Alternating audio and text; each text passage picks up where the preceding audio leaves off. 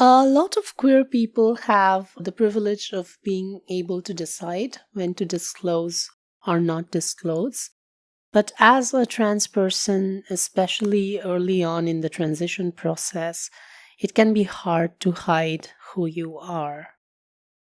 I was in training to become a clinical psychologist during the pandemic, and I had also begun transitioning. I chose to wear a mask when I was seeing clients because I did not want to face the possibility of someone refusing to be seen by me or crossing my boundaries inappropriately if they found out I was a trans person.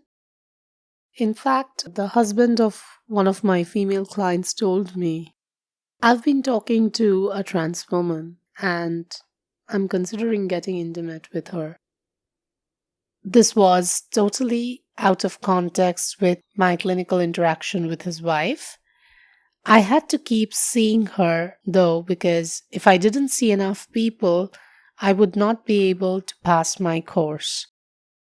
In my curriculum, I have gone through outdated books that describe queerness as a disorder. Even though queer identities are no longer pathologized internationally, it's a mindset that persists in the mental health field in India. I was welcome to the other side of my colleagues' tables as a client, but I felt that I was not welcome to the same side of the table as a colleague. At the campus, I did not see a single visible trans person. When I met up with a cis man friend on the grounds, the guards roamed around to make sure I wasn't up to anything. Some of them also gave me a sly sexualized gaze when I left in the evening after long working hours. I had to just pretend as if nothing was happening. At a conference on gender identity issues, I asked a question, and the supervising chair misgendered me in front of a large audience. I was sitting there wearing a salwar kameez, and he told my junior colleague, please check with him for any additional inputs. He was clearly referring to me. Other teachers pointed out to this person that he was not doing the right thing, but he never apologized. I didn't know how to address it because I was in a space where I could easily be labeled as too touchy or sensitive. Despite my fears, the general public readily addresses me as ma'am, and I received a lot of affirmation from the canteen staff where I was in training. They are not typically seen as gender sensitized.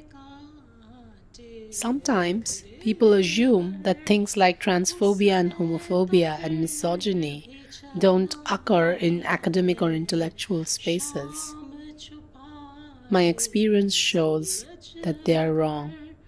उसको तो फिर भी ढलना ही है रुत ये टल जाएगी हिम्मत रंग लाएगी सुबह फिर आएगी हो ये हौसला